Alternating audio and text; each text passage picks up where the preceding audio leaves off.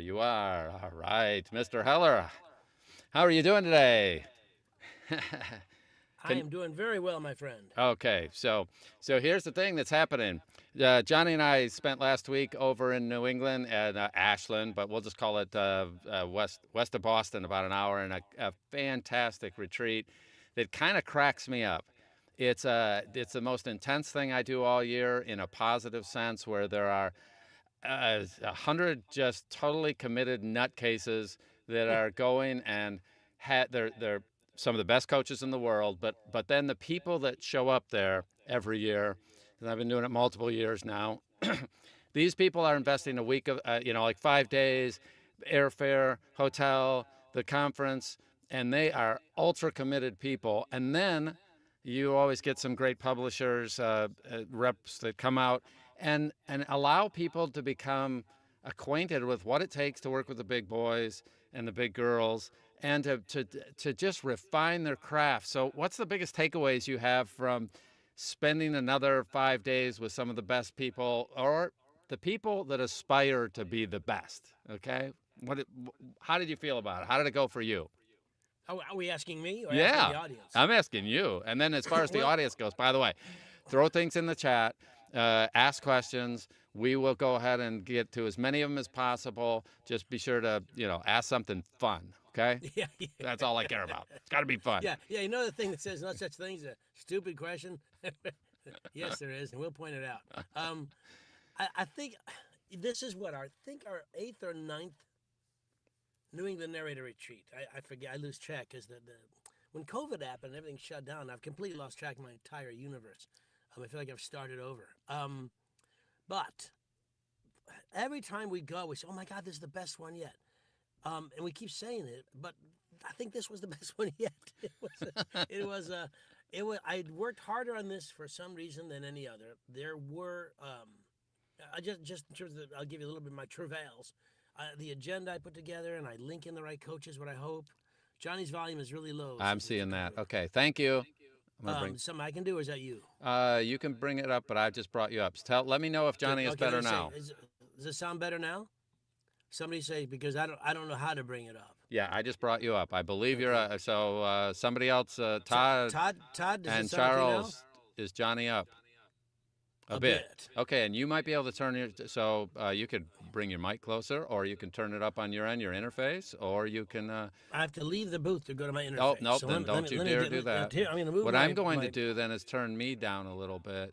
Let's see if I can get. Well, you know it. Wait, here, Oh, wait. there I'm you sorry. go. My microphone was faced the wrong way. There we go. Johnny should. There we go. Look at my microphone. I must have smacked it. It was facing right over my right shoulder, which I rarely speak from. So let me put it. Now, Johnny's such a technical guy that his mic was in the other room and he didn't notice. Very likely. All right, let me go back. So anyway, putting together this retreat, there are a number of issues that I don't need to worry anybody about. But when we got it together, there's a lot of work getting together, and I will be honest, I had some, I don't know, some concerns about how it was all going to go. But everybody was so wonderful. I described it to some people as up with people with alcohol, or a Pat Boone concert again with alcohol. There was drinking there? I didn't notice. There's everybody, the community, which is what I'm about in terms of establishing and creating and helping to keep going.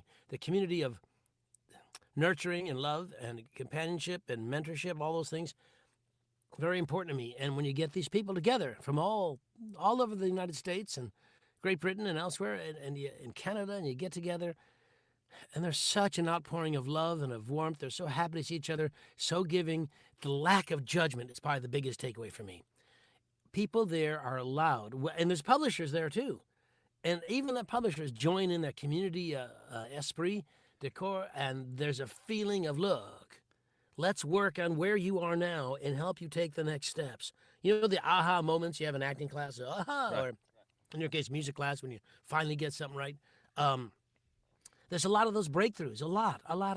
Yeah. And everybody recognizes it, everyone enjoys it. And if you do something as a performer that isn't 1,000%, it's okay. Yeah. Well, It's okay, because we're going to work at it. You know, I said in the beginning, it's okay to lack of a better word, fail. And we also did some other interesting things we haven't done before, and I'm going to talk to you about some things in a minute. But I had the lovely Anna Clements come in and do some talking about FOMO and anxiety, and I joined in those classes, which is not I'm not a Hallmark card kind of guy.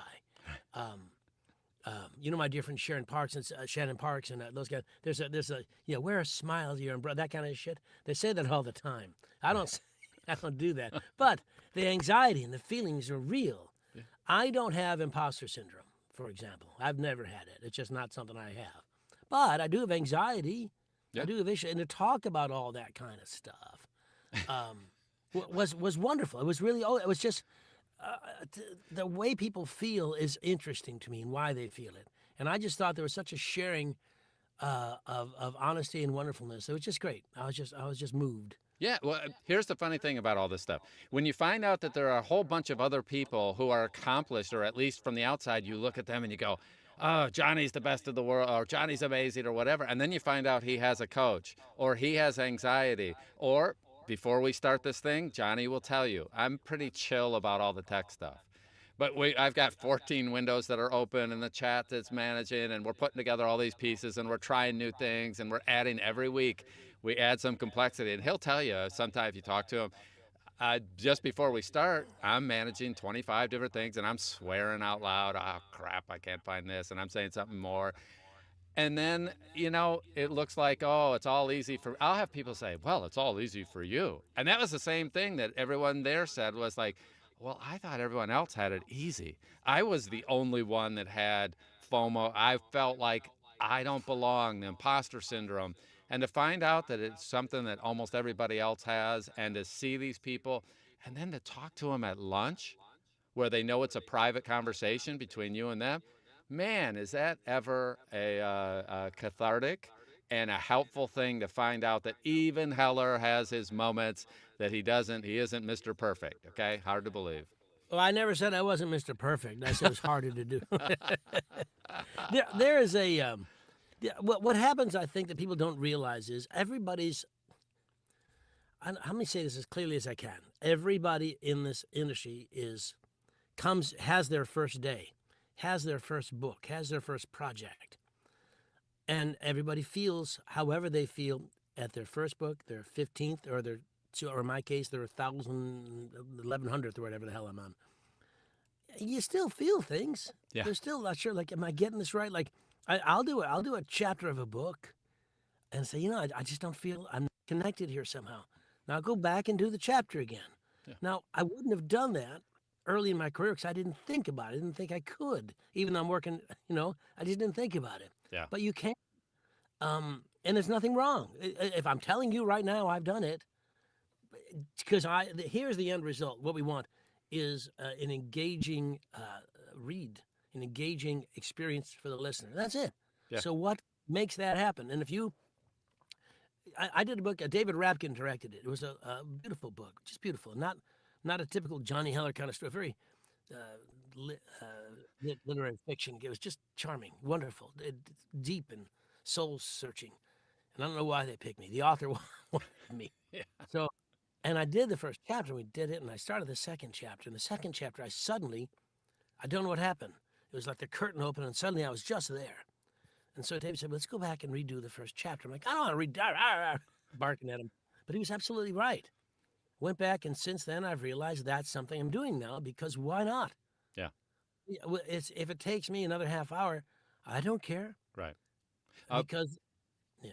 Well, I'm going to say something about that. So, by the way, so my wife's done maybe 70 audiobooks, and we mentally now map them out that if it's a 20-chapter book, we think of it as 21 chapters. Right from the start, we add one chapter mentally to every book, and here's why. Because she'll get to the end of 40 chapters, 20 chapters, 10 chapters, doesn't matter. And she used to say to me, man, I wish chapter 1 was as good as, not like I had all the characters in my head, and by chapter 10, she's totally got it all in her head, all the characters, all exactly what she wants to portray in her acting and the emotion.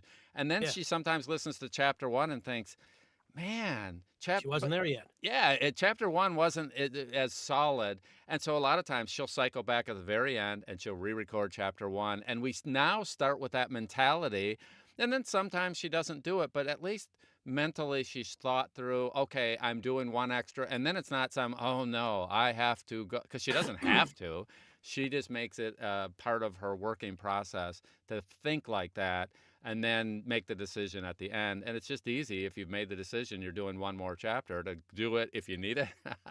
Or, Yeah, I think that gives you a freedom to perform in a better way. yeah, I think it gives you, because when you do a show, a play, um, you rehearse it, and you find you're only playing a character, unless multiple things or something. But generally, you're doing a character, and it may take you a couple of weeks or however long the rehearsal process is to really lock in who that character is. And it may be somewhere along the way that you have this discovery moment as an actor. Well, to understand in the audiobook world as an actor, you can redo something. You don't have to redo chapter one, but you can. right. And if it helps, you should. Yeah. You don't find things right away all the way. And even though you've done your prep and you understand the book, and you realize, oh wait, there's a whole undercurrent of emotion here. There's an emotional line that I totally did not see in my initial reading. I need to play that. Yeah. To play, and it's the same thing where like I know that if I redid my first 50 books right now, they would be better than they were. Yeah. I'm not doing that because no one's going to pay me to do that, but it's important. It's important to understand that you're not live on stage. You can fix things anytime you want. Right. I'm looking at some of these things. I want to say, I got to say one thing. How many people do I have? I don't know. A lot. Who knows? Anyway, I so can't. here's the deal. We said in the beginning, because I'm not only am I not a tech guy, I am on social media, but I don't, the hashtag something, no. I never know what hashtag to pick, because I think I would have said New England Narrator Retreat and spelled it out, which is stupid because you use all the words on the name of the event. So I think Andy Garcia, who's a social media rock star, said just NENR, which is the initials of the thing. So we're gonna do. I said, everybody take pictures and post it out there, because I'll be honest, nothing is better promo for my work as a coach and for the workshops I put on, the things Don does, than having people say wonderful things and post all over. So NENR, so hashtag NENR. Now I'm going to make fun of my dear friend Tom Deere. Yeah, that was funny. So it's day 2, and every morning we meet in the big room, and we do it. Everybody's there for the publisher question and answer thing. So Tom gets up because I want to say something, and he's got a microphone in his hand, and he's lecturing. He goes, I posted some pictures today under near hashtag near. You know how many people posted near? Less than 10. And he goes, you should all be ashamed. And he's beating on us with a microphone. And everybody stopped, looked at him, and goes, it's not near, it's NENR. He said, And here's the thing, that guy is, him and I were talking social media, and he is so humble, because afterward he said, you know what, the cool thing was, so he took it as first up, he kind of messed it up. He didn't, yes, he used NEAR. He was humble about it, and afterward he said to me, I didn't mean to screw that up. That wasn't planned, but what happened was now everybody else is going to get it right. He took it, and he took the positive out of it. He had a great attitude about it. oh, yeah. It was absolutely wonderful. So, yeah, it worked really, really well. And so make sure, by the way, you can see, I put it on the screen, it's the hashtag NENR. But the way it was written on the board, I have to admit, it did look like... you couldn't see, it was written in green ink. Yeah, it looked like NEAR. So that worked really well. So funny, because if that had been grade school, that would have marked him for the rest of his career. Yep, but he was really gracious about it after. I was really impressed with how well he had it. And I could tell you, by the way, when I was a young drummer, I had a couple of years where I played 250 gigs a year. When I'd look at my calendar at the end of the year, so many weekends I was playing 3 and 4 gigs. And what I remember distinctly was I'd be driving to a gig. Now, this is after I'd probably done 400 gigs, and I would be nervous on the drive in, despite the fact that I had already played last year 300 gigs where I had driven to something and played. And no matter what, you just don't get over that as a performer, where you kind of have that, I want to be great and I want to be so good and I don't want to blow it on this one. And so the imposter syndrome that we were talking about earlier, the ability. So when you see other people succeeding and they all have the same things that you do, so I'm going back to your imposter syndrome thing there, that people we all deal with. When you find out that that's the life of many, many performers that are excellent today and that they are nervous because they want to be great, then you'll find out that you can get over it as well. Okay? I just can't tell you how many gigs I've gone to in my lifetime where I've thought, I hope I can do this one. And by the end of the first set, it's like, this is fine. We'll all be great. This worked out fantastic. But to be nervous on the way in is just flat out normal. Okay. Being nervous in any number of situations is perfectly normal. I mean, the majority of human beings are scared. Their number one fear is speaking in front of crowds. Yeah. Which something that doesn't faze me at all. And yet that's so it's just you're built to like. Here, I want to take a quick. Here's Banjo who wrote she got blasted in a group the other day. If you don't commit immediately and forever to your initial read, you'll never make it as a voice actor. Well, here's the thing. Commitment is absolutely imperative. But commitment doesn't mean commit to the point that you can't make a change. Right. If you commit and then someone says, let's try it. This is your director or coach says, let's try it this way. Well, if you're committed to your way only, you won't be willing to try it that way. Commit immediately to your instincts, to what the script is telling you. Absolutely. But be willing to understand that other things may be going on that you might not have recognized, either because of your experience as an actor up to then, or your experience as a human being up to then. Yeah, and here's the thing, I think, so I'm going to summarize that. Treat the initial read like you're live in front of a big audience and you can't redo it. Meaning, I'm going to give my best performance that I can give today. I'm going to be committed to being the best I can be today. The point where people get confused is they're saying, and forever to your initial read. My initial read is crap half the time. So I don't buy into that at all. But the spirit of it is, if I were to go in front of an audience and I'm playing drums or I'm reading or I'm in front of the mic, during that time, I'm not going to let you know that I don't feel great. I'm going to perform and I'm going to smile on stage, but you in front of the mic are going to do your absolute best job. Then later, I'm going to go to Johnny and go, Johnny, hey, what can we do better next time? And in a live theater, the director always gives you notes after, not every performance, but will give you notes about, hey, Don, you were too quick on that. You could give a bigger pause on that. And so the next night I'll improve it. And by the way, they put me into tech lights and sound very quickly when I did theater as a young guy, because they recognized not the best actor in the room.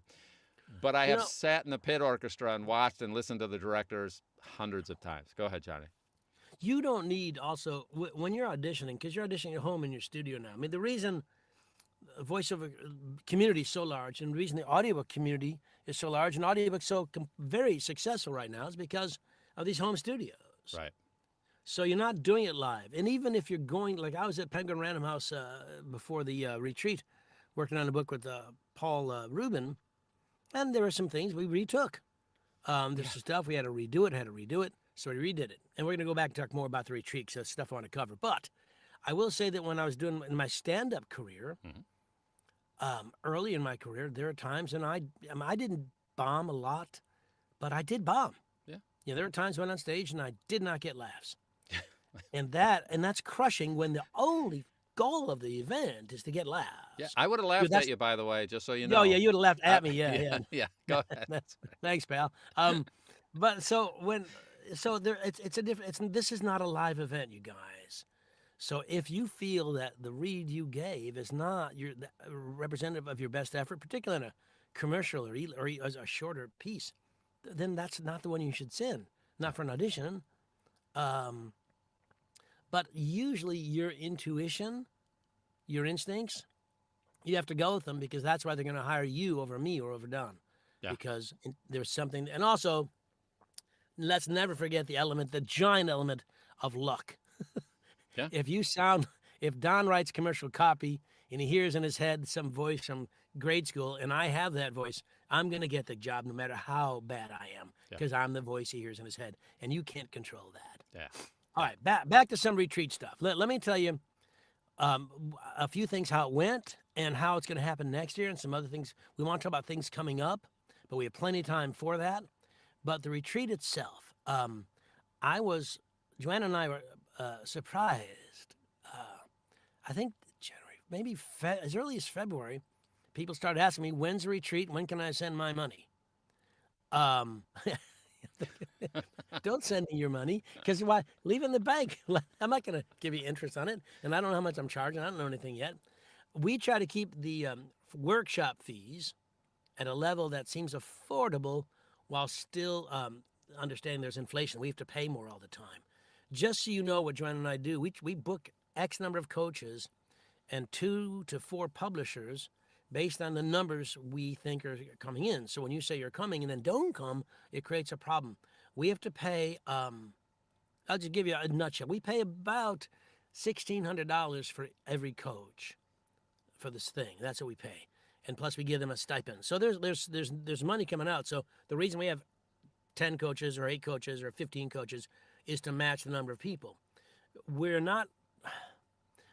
mind, I don't know, 80 attendees, maybe 100. I think 100 is the max.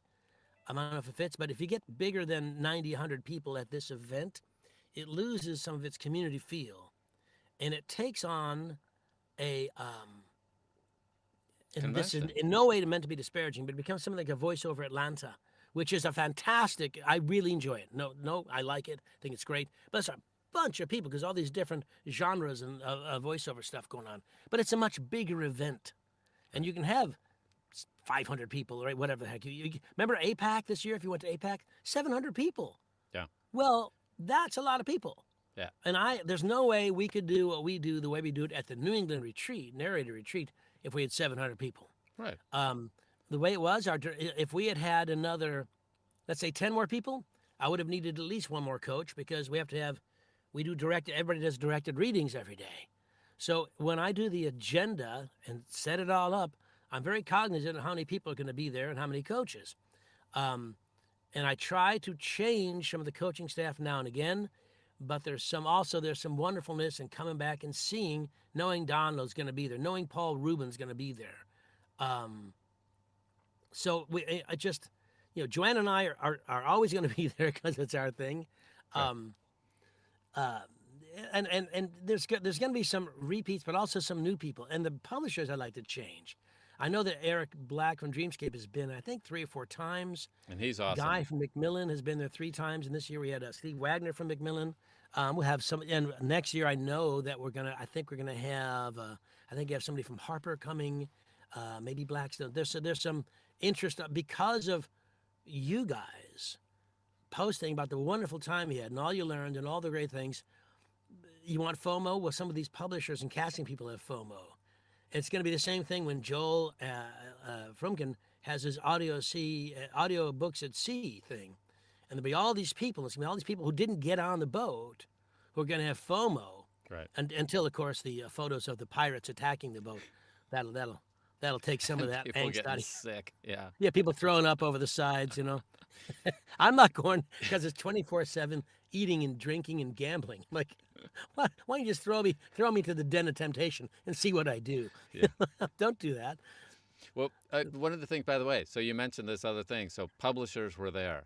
So here's part of the thing that happens when you're with a relatively small group. Breakfast, lunch, and dinner are provided or are part of the whole thing. And we're in this nice room. And so you sit with whoever you want, but it also means that I sat next to the publishers and heard them talking about their dog and their friends and what they like and audio. I mean, we were talking shop a third of the time, and over lunch, you got to know them as people. They got to know you. That is gold in my mind, the relationships that came out of this whole thing. And sometimes way more, now, not to say that the coaching stuff wasn't valuable, but it's both. And this event is odd in that it gives you time to work with some of the best in the world. And my wife read in front of Paula. And she said, ah, she said, you know, there was a bunch of stuff I already knew because she's done theater and all this, but there was one little thing that my wife said, ah, that was gold. That was like, for her, it was worth the whole trip. She would pay for the whole thing again for this one line that Paula, and this one concept that she gave her, which gave her the freedom to do something that it just hadn't occurred to her. So it was this aha moment. And I think almost everyone has it at one session or at lunch.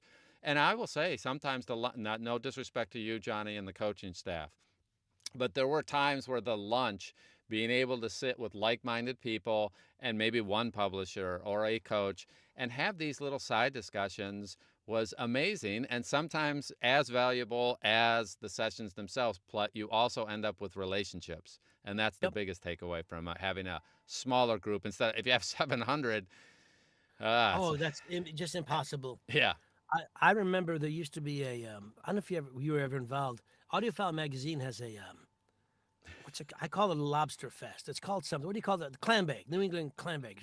They're up in Maine, and Robin Ritten, who runs Audiophile, has a Booth Bay Harbor is where they live, and so you go up there for you get to stay a weekend in these 1950 hotels that charge 2023 prices.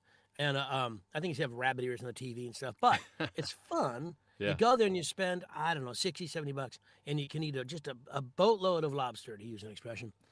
And when we first went, the first time, way back when, it was by invitation, which is, so it wasn't overly crowded. It was nice. Now, fun, still a great time, nothing against it. But now it gets really crowded, because the last time I went, which is, I don't know, 5, 10 years ago, people were asking me if I could get them work. right, I'm like, because there weren't enough publishers there. right, Sometimes when the publishers are at a place, an event, an APA event or a mixer or just a party or anything, they know they'll be inundated with actors who want work. And I need you guys all understand, you're all actors, we all want work, but these guys also have lives too. If they're at a cocktail party, let them have a cocktail. Shoot the breeze about something besides. right. Talk about their new dog, I think Jesse Coghill of Blackstone has 2 great dogs.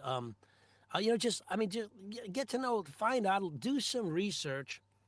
Here's a piece of advice, and I think the New England retreat, we get to talk to the publishers, and they said do some research on what they're doing. If you want to do erotica, don't reach out to Christian Audio. That's not your market. If you want to reach out to at Macmillan, Steve Wagner was saying the kinds of stuff he likes to cast. Right. It had a lot to do with history, military history, he likes that stuff. So he's a guy to reach out to. See if you can't find out who else. Who else? Like what does Eric Black like to cast? What does Rin Krause like? What is David Dean like? All these people you want to reach out to. See what kind of books they cast. What is it? Do you know Eric Black has a cilantro gene? What is that, Jim? What's a cilantro gene? Yeah, I don't really know that either. Are you fucking with us? Is it a real thing? Well, what I do find interesting was every one of them had their own little personality, because here was one of the things that people ask. How often would you like to be contacted? How would you like to be contacted? And what would you like us to submit to you? And then cilantro tastes like soap to them. Okay, huh. I don't even know. Oh, Okay, Jim, we'll talk to you later about that. I think we're going to table the cilantro discussion. okay. But well, here was the biggest takeaway for me. You think, all right, Harper wants you to send something once every 3 months or once every 6 months. And then you talk to Eric and he's like, I don't want to hear from you every month, maybe every 3 months. And what I'd like you to do is send everything with links, not embedded attachments, and then somebody else is different and they don't mind you sending them something every 2 months. And here's the way they like it packaged. And they do tell you because when you're in private, you can kind of say over lunch, it's not private, but over lunch or sitting around the fire, they end up, you're talking about their dogs and, hey, how do you like it? And how do you like working there? And what's the favorite thing? And, I hate that people send me this and this and this. And then you just also find out how they are as a person. And I'll tell you what, if I were them and I found out that somebody had attended this event and they contacted me a couple months later and, yeah, I met, we met. Oh, I remember that conversation. what a leg up you have when they Oh have a yeah. book that fits you. Now, the only short-term thing, hey, they may not have a book for me this week, so I'm not going to go calling Eric every week and going, hey, when's my book coming in? It's like, it don't work like that. Well, one of the things I also appreciated when we had talked to the publishers is Steve McMillan said, we kind of cast, we're like 6 months ahead. So if you send McMillan a note, let's say I send a note, say, hey, Johnny Heller, I've got an opening end of November of this. Well, I might not get anything from them because they've already got the November title. So unless somebody, bailed out, Right. in which case they'd come get me anyway. You know what I mean? So, Yeah. but Dreamscape may say, yeah, Dreamscape, if you're on their portal or not, you can see when the books are coming up. There may have stuff. You go to the portal or Ahab right now for Penguin Random House. There may be stuff right now. But let's say you can send a note and should send a note to the publishers that you want to work with. Don't send a note to 10, 15 publishers saying I'm available starting in December 1st, because what if 10 of them want to hire you? You can't do that, and now you've kind of lied to them. Yeah. So I want to do something, Don, because this is your third. You and Lisa, the third time I think you've been there. Right. Would you describe from the morning to the end of the night a typical day at the New England retreat? Because I want people to know for next year when they want to come. Yeah, so we start in the morning where everybody gets together in one large room, and Johnny goes over, lays out the agenda for the day, and where everything is. So we kind of do a little 5-minute logistical. Here's what's happening for the day and an overview. And then Johnny always has some agenda because he's that kind of guy. But he has something. He has Sounds some. so wicked.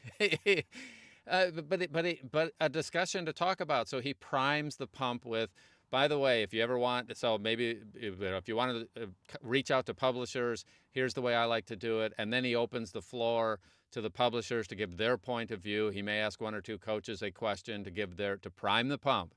And then essentially you have a bunch of people that are able to do what we're doing here, but in person. And then the cool thing is that you can follow up with them later at lunch if you missed something. And by the way, I'm going to go back to the cilantro thing before we're done, because now I see why he says that. Actually, it's a really good point, Jim. We'll cycle back on that in just a minute. So good point there. So then we end up, everybody's together. And then there's a little short break, and then we go to breakout sessions. And the breakout sessions, there's a major problem with them. Almost everybody I talked to was complaining in a great way that there were too many things they wanted to do. So Johnny would have 3 or 4 things, because you would be going to a directed read, you'd be with a specific coach. And, it's kind of life where, I want to go talk to Paula, and I want to go talk to Johnny, I want to go talk to Sean. And they're all in separate rooms, and you can't do all of them at once. But over the weekend, the whole week, you get your chance to be with all of them. But there's just too much going on. We all froze. Yeah, so there's breakout sessions, and then you get together at lunch. So here's the cool thing: if you had a great experience with somebody or a question, you might have sat with them and ate lunch with them, or you went and found the coach that you had wanted to go to their class, and you sat with them. So you ended up with lunch, and then more breakout sessions in the afternoon. Where people were doing directed reads, and the coaches would say, okay, Don, that sucked. Let's restart and rethink about that. And here's what you might want to think about. And they would have never said what I just said there. They actually are good coaches. And they would have said, well, this was good. This was really good.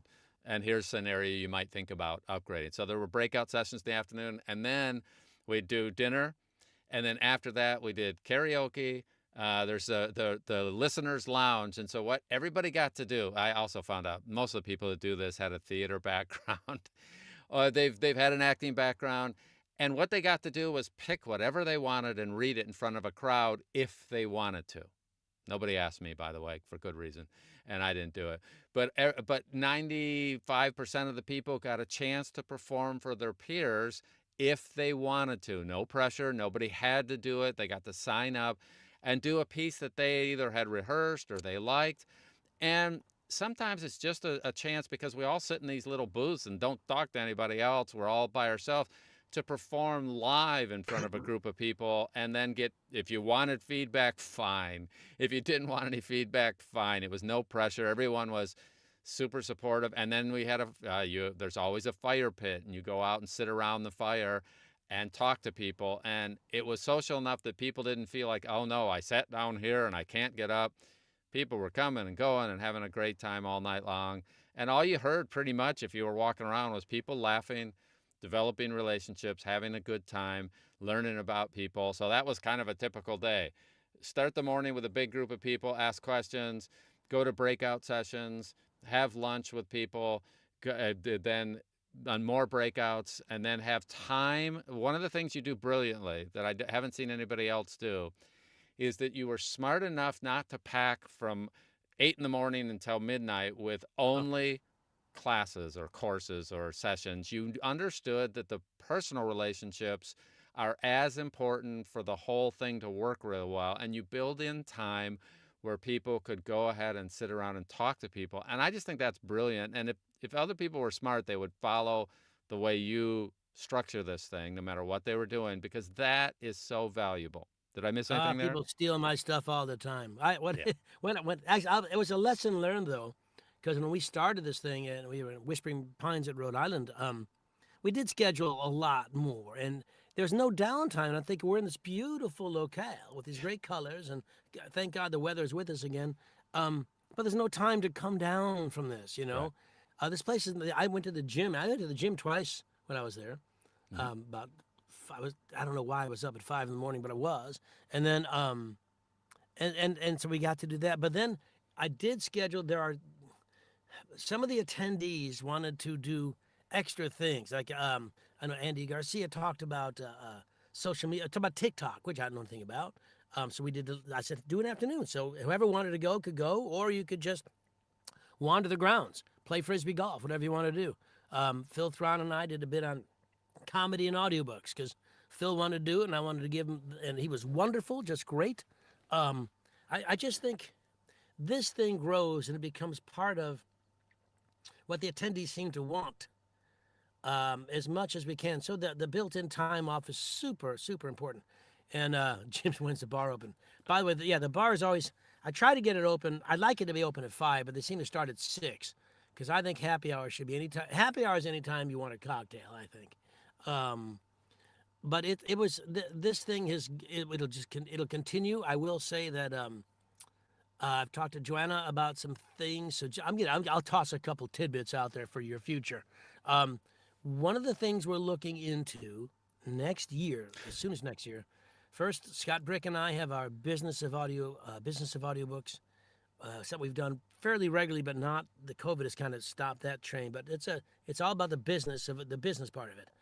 And that is generally the same way the Johnny Heller Splendiferous Workshop ties into APAC in New York.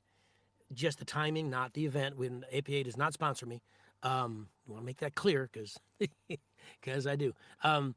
But when Scott and I did, the Audis are March 3rd or 4th, I think. It's a Monday. That Sunday before, Scott and I we're working right now to put together the agenda and everything out in LA, West Coast. That's where the Audie's going to be. That's in January, March, and then April, May, June. I forgot the dates. I think it's August. We're thinking about doing something. It's Joanna's idea. It's a great idea. We want to do something in New Orleans. I think have in a big hotel, not a retreat, more of a splendiferous in a hotel. So spend a few days working, but also lots of free time. You know, we'll do lunch maybe together or breakfast, whatever, both. Maybe dinners are on your own, but you can go as a group. We'll arrange a ghost tour, just New Orleans stuff. So you bring your family, you bring your partner, and it's a workation. Yeah. So maybe we can spend 4 or 5 days because, you know, like here's Joel's boat idea, which is great. You're on this, I don't know if it's 3 or 4 or 5 days. I'm not certain I want to be stuck on a boat with 75 narrators. A whole bunch of other people. I don't know. I do think it'd be fun to be in New Orleans with this particular group because I don't know of a more fun group of people to hang with. For people who work on their own in a little booth, these pretty fun people. Steve Corona, who I got to know at this workshop, we had just a fantastic time at the fire, laughing our butts off. It's just so much fun. So we're thinking this would be great. So there's a potential thing there. Sean and I are probably in the United UK in June or something, I think. I got to double check the dates. We're also looking at the potential of a West Coast wine retreat. I don't know if I can fit that in, but I've been talking about it for years. I want to do it. And we should do And we're we talking should about do workshops. and also we should do a Southern California event. I mean, I've only lived here for 40 years.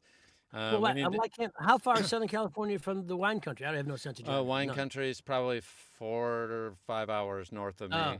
So we need to do a Southern California one as well. yeah, Just let's talk because. about it. But So we'll talk yeah. about that later. Shh. Well, Sean and I do our Sean and Johnny workshop. We bring Joanna and Anna sometimes, but we can certainly, us four can all get together and go to San Francisco. It'll be fun, assuming the home.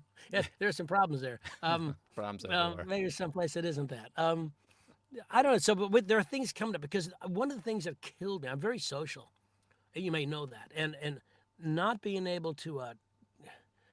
The pandemic was brutal. I know not more brutal to me than anybody else, but I was affected, and now I want to take the advantage while I still have some youth and energy on my side, as much of that either as I have, and I'm going to go out and do as much as I can. I want to take my show on the road because I really like it, and I like seeing people. Here's the Lisa. The Audis will be at the Avalon, March 4th. So yeah, I think our shindig, the Scott and Johnny's business thing, will be the day before if everything goes according to plan. And I do, Tina, want to do a West Coast thing. I've been promising for so long. And Don says Southern California. I don't care if it's wine country or something. Someplace that's just cool. You know, J. Michael Collins, who is fantastic, he puts on fantastic things, but he does these exciting European. You go to castles and shit, and they have there's like 10 or 12 coaches, and maybe only 10 or 12 students. They spend $70 million each to go, but it's apparently fantastic. Northern California is not not just. Yeah, I don't just listen. You guys are telling me about understand. I don't have a single. I have no idea about geography. Never did. I don't know state capitals. I only know what's next to my state if I happen to remember.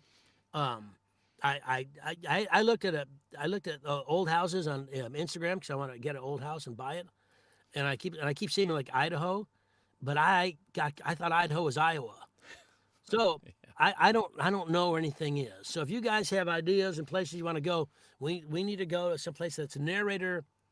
That they have narrators nearby. Like I know, Ashland or Ashland, North Carolina has a bunch of narrators.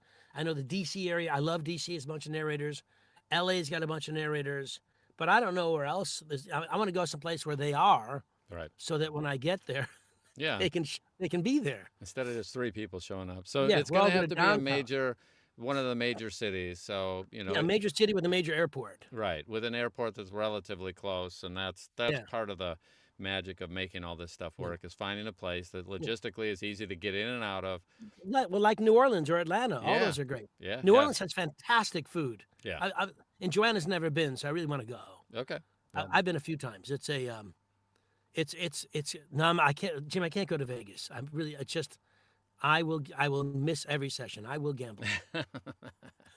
I see that. Yeah. I'm telling you, I'm not doing it. There would be nobody there. We'd out be having fun, but that's okay. So, yeah. So here's one of the takeaways from this is, Johnny would like to come to a town near you, and make it convenient, and I would too. So if you figure out a way for us to get 30 people, 20 people, 40 people, whatever. And then talk to us and let us know where you'd like, and we'll see if we can figure it out, because now is the time to do this. And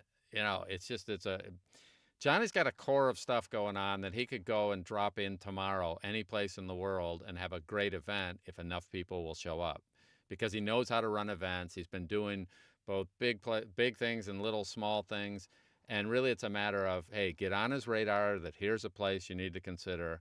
And I think you'll see more of him. You'll be sick of him by the end of the year. Yeah. Because he's Which is all over why the I place. bring Sean Pratt a lot, so you can be, because he's so much easier to be sick of, faster than me. So I look so much better in comparison. Yeah. Yeah, well, that works. That works well. Yeah. Nowhere's a great place down. It's a pain in the ass for you probably, but Canada is wonderful. I've been we did an event in Toronto. Do they have planes that go there? They do. They have Okay. in Vancouver's on your neck of the woods. That's gorgeous. Yeah, and And I grew up in Montreal. Detroit, so Sean Annis, who was at the New England event, she lives in Montreal. We should do Did you ever it. go to Montreal? You know what? I did. I grew up in Detroit, so I should have when I was young, but never did. Gorgeous. But by the way, I have grandparents that are Canadian, so So I yeah, spent they'll a let lot you of in. time there as a young guy. Yeah. So love the place. Yeah. The So only the absolutely should only do that. here's a Montreal takeaway in case you guys ever go. It's Canada, so it's cold. I'm just cold, and not so much in July, but later on. So they have in front of every house what do you call those spiral staircases. The front staircase isn't 4 steps up to the front door. It's a metal spiral one that freezes every winter, and I can only conclude they're trying to kill off the residents to keep the housing market lively. That's what I believe about Montreal. I may be wrong, but that's my takeaway.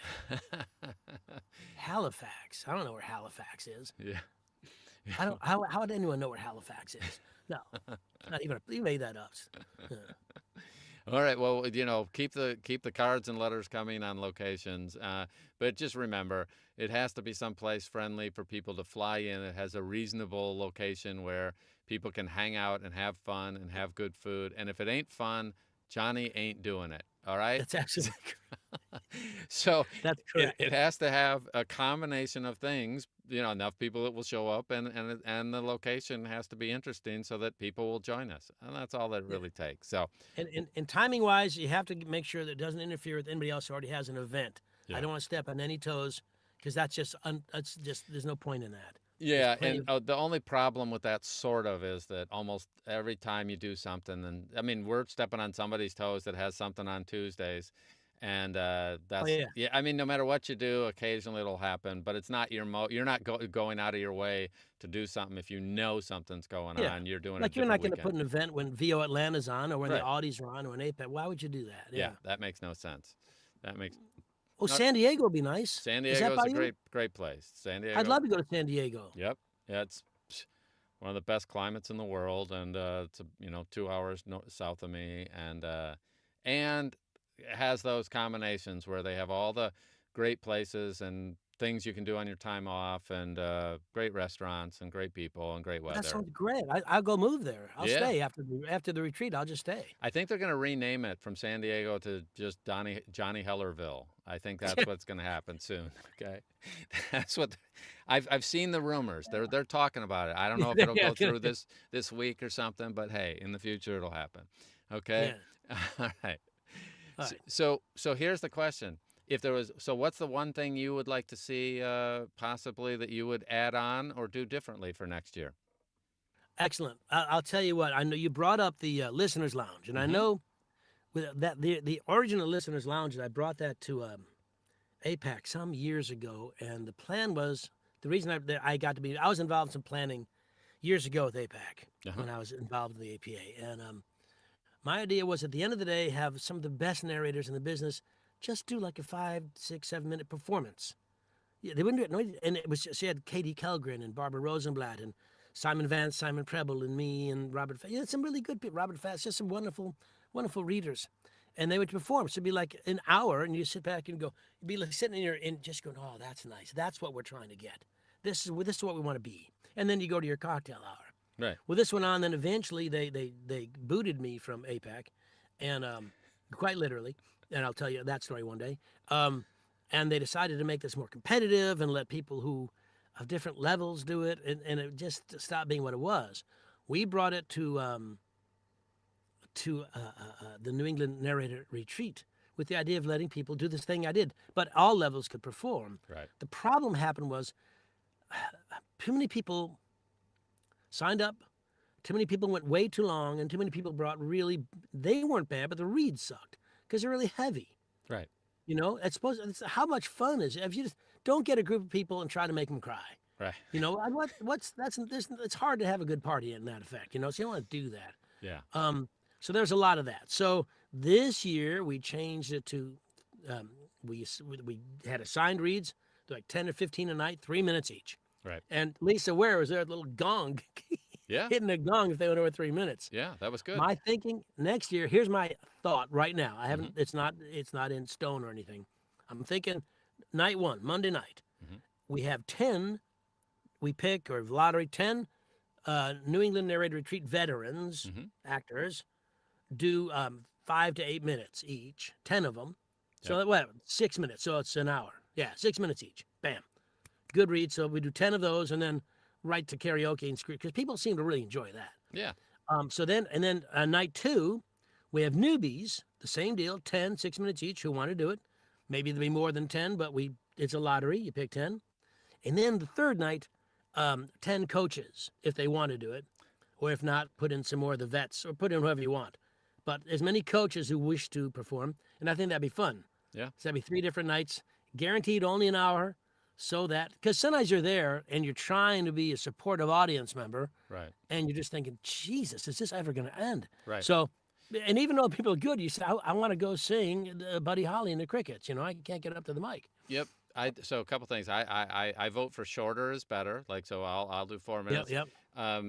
Number 2, I think if you do the coaches, what you should do is they don't get to read something that they already have prepared. That you have a fun cold read, and you put together a bunch of scripts that are fun, and you make them perform nearly live, where they get a 2-minute. They get to do their own little 3-minute prep before. Here's the script, 3 minutes. You go do a cold read of it, and let's see them make the most of it. Because I know, like, I could hand you the newspaper in the old days, okay, when they had newspapers, okay, and Johnny Heller could make the newspaper interesting by reading an article and make the most of it. And I think it would be, so I'll throw this out there, I think it would be fun to have the people that are the most advanced, to give them a little challenge, not do something they've rehearsed and done 4,000 times, but have the Heller, he gets 2 minutes to read it and find his stuff and then do it. And then if people want to talk to him about, okay, why did you make that choice? They could do that at lunch the next day. Why did you make that? Anyway, I think that would be fun. Plus, I'll certainly think about it. The difference is, in terms of practicality, that never comes up in our world. Now, you see an audition, you get the script, but it's never cold, because you can read it as many times as you want before you do it. Oh, that's true. Okay, well, then give it to them. All right. Yeah. So I'm just wondering, and also if they do prepare it, it might be fun. Here's the thing. I want funny. If it's funnier. Oh, I like the idea, Brent, have the publish all the scores.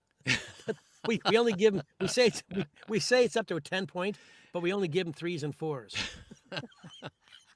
And don't tell the coach.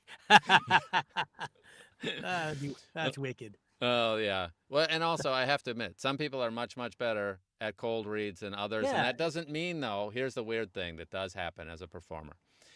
I may be really, really good rehearsed, and somebody else is really, really good when they have enough prep time.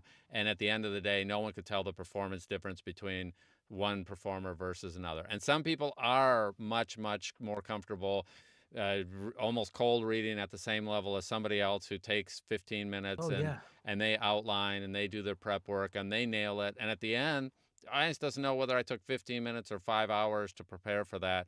So it's probably not necessarily a direct indicator, but it would be fun. Yeah. So anyway. Well, there are many actors who are brilliant at auditioning and shitty at performing. And I'll bet the other way too. Yeah. Right? Yeah. I mean, wrote an off-Broadway play that ran for a while, in the auditions.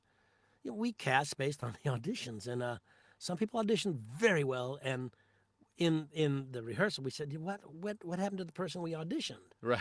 So we had to make some changes, because their audition skills were superlative, but their acting skills were not. Well, we should talk about that sometime, because one of the things that people in this business have to become good at is auditioning. So that's an interesting point that you just made. There are performers, by the way, that don't audition well and then would totally nail it, which means they need to work on their audition skills, because I should ask you, do you ever audition for a book? Do I? Of course. Yeah. Oh, all the time. All the time, regularly. Okay, so here's the thing. Gig.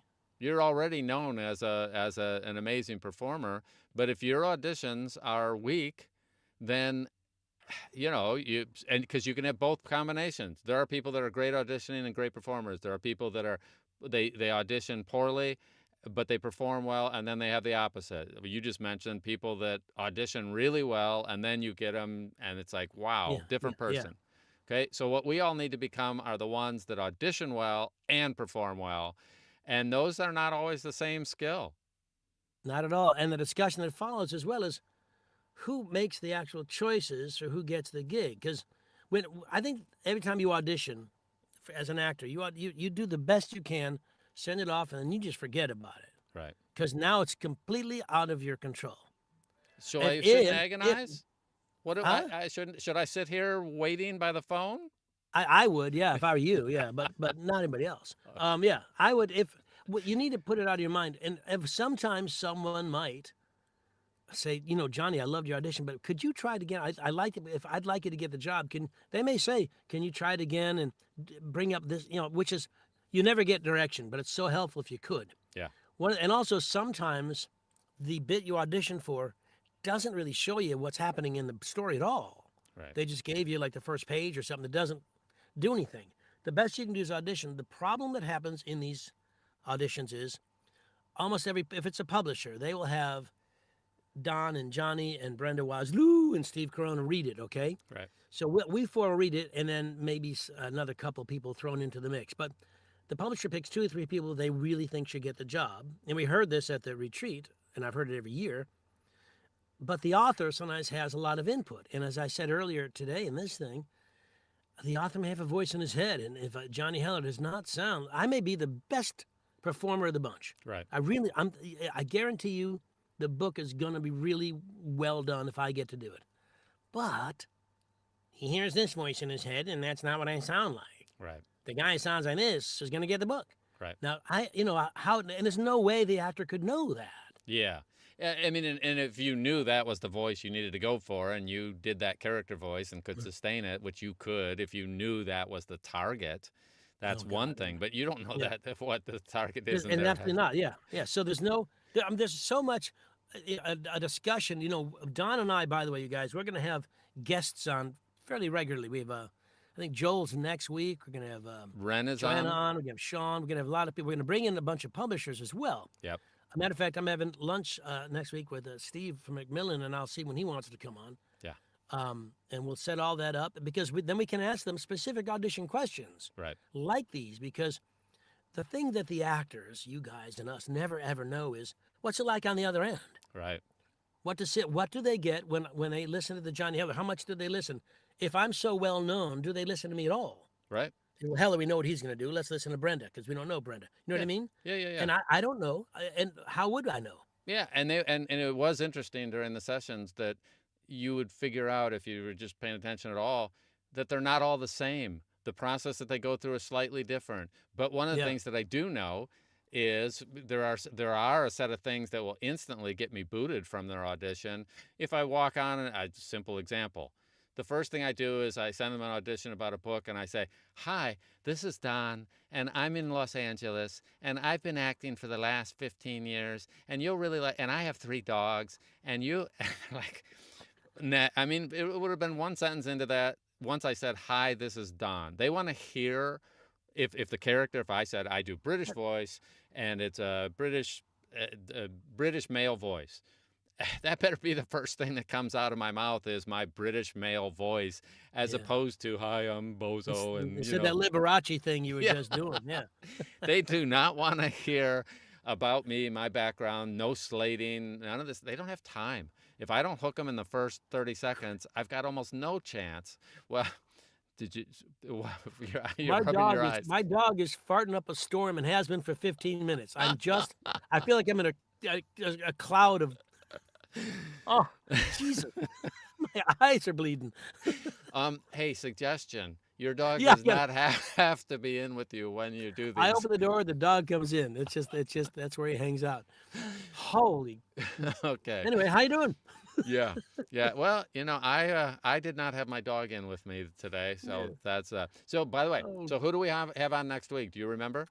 I think isn't Joel next week? Yes, Joel is next week. So that means for those of you who are interested in finding out about, he's got a killer boat event that's going to happen. It's Halloween too. And it's Halloween, so Johnny and I, we're already in our costumes this week. I'm sure you don't recognize us, or I mean, we could look better. We'll see if we do any costumes, but next week is Halloween, and we're going to be here anyway. Okay, because we are committed. Even though it's Halloween, we will still be here during the day. Same time, same station, same location. I'm writing it in right now because I forgot to. What's that? I forgot to write it. I'm putting it in right now. Oh, okay. So There. essentially, Joel will be here next week, and we'll be Yeah. talking about the tour. So we'll be talking about a bunch of things. He's got a bunch of great things going on. I think you'll be impressed. And Yeah. then in costume, I don't know. That's what we did for this week. That's why we look the way we do. And but we'll have to really, really figure out. We're going to wrap this, but we didn't take too many questions. Anybody have a quick question to finish this off here? Yep. Um, Because then we got to, yeah. because we mostly chatted with you, which I thought was lovely. I certainly enjoyed it. Um, I have no Uh, idea if By you the did. way, so those of you that are on Facebook, did you notice that we have the Facebook chats coming in here? We have the YouTube chats coming in here. And last week, if anyone had paid any attention, they were doubled up. All the Facebook stuff were coming up twice, and I fixed that problem. So I'm happy with the little tech stuff there. Will you share favorite moments from the week? Do you mean at the event? Yeah, you Jo- go first, Don. I- It'll always be the same thing for me. While I know that it's important to be highly competent at what we do, the most important thing that we end up with at any event we go to are the relationships where we find out about the people and they get to find out a little bit about us if they care. But mostly it's about finding out about others. By the way, a simple example, I don't give out business cards. I want to go ahead and contact that person afterward rather than get their card. But it still comes out to every single time I'm there, I have the most fun learning about the different people and their personalities and what they like and trying to get a sense of the different people and where they're at and what then later what I might be able to do to assist them, but that's secondary.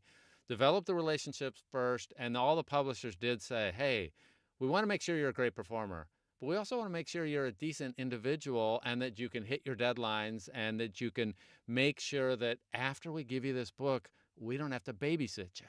And they didn't say it quite in those terms, but are you going to be on time? It's what they're worried about with somebody new. Johnny, they know, is going to submit things early, and so he's safe. If they're going to take a chance on you and me and they don't know us already, they want to know we are a great performer. We can execute, but we'll also be on time. And if we have any issues, we'll communicate with them in advance, not the last day. By the way, my dog ate my homework. That doesn't work in this business.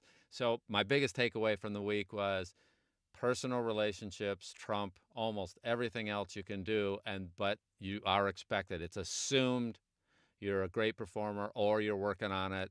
And it's still the people relationships that are the glue that hold this whole thing together. Johnny? My favorite, probably my funniest moment is Tom Deere with his with his lecture to us. Yeah. That's funny. But my favorite thing, I'll be. This sounds. I want to make it sound right. The last night, Wednesday night, because we're all going to leave different nights. Thursday, I said, made a speech, thanked everybody, and everybody stood up and gave me a standing O, and I was You almost deeply cried. moved. You almost cried. I saw it. Yeah, I'm almost I crying now mean, thinking about it. yeah. I get real emotional. I try not to be a sentimental oaf, but indeed I was, and also I'll throw out all the fire pit conversations were wonderful. Um, and I guess my favorite thing is so many people came up and told me how much the whole thing meant to them overall, and the takeaways and their feelings. And I'm quite moved when when the things I try to put into motion that are supposed to have that happen really happen. So that's my takeaway. I just cannot tell you how appreciative I am of the community that we've forged, founded, and helped, and continue to help, and it's a beautiful bunch of people, and I love you all so much, truly. And it was being together with you and sharing with you was everything for me. Okay, and here's the proof, though, by the way, something that people should consider if they're ever considering going to something like this or anything that Johnny's doing. He asked the first day, the first morning, hey, how many people are brand new? And probably half the people raised their hand. But that also meant that the other half were people that had been to this thing, some of them 3 4 times, and returning. So I mean, hey, I'll go to a restaurant once, that's fine. It's do you return? Do you return? And this is an investment that people were investing in multiple times over and over, and that's one of the big indicators of value is that they found enough value to commit another 5 days of their life plus whatever it costs. And that Johnny should be going like, that's amazing. He deserves a pat on the back because of the fact that so many people return year after year and come back from prior years. That's an indicator of value. Anybody, he could BS people and get them to come to anything. The proof is the number of people that come back repeatedly. And I see it and I realize, gee, I know what the investment they've made just in time, and they're there because they got value before. So Johnny, you do an awesome job. And any final words here as we wrap up today? No, I got a Facebook attaboy from Brenda, and that's pretty much the highlight for me. That's all I'm after. Well, you deserve it. It was a great event. And next week we'll be back with Joel, and we'll be talking about the cruise. There's going to be the narrators cruise. Yeah. Anything technical, if you want, you can ask us questions about that because Johnny loves technical questions. He's always hoping that those will come up. But performance questions, tech questions, cruise questions, what's happening in the industry, a lot of stuff, a lot of insights. Look forward to seeing you all next week. We'll see you next time. Bye-bye. Bye, all.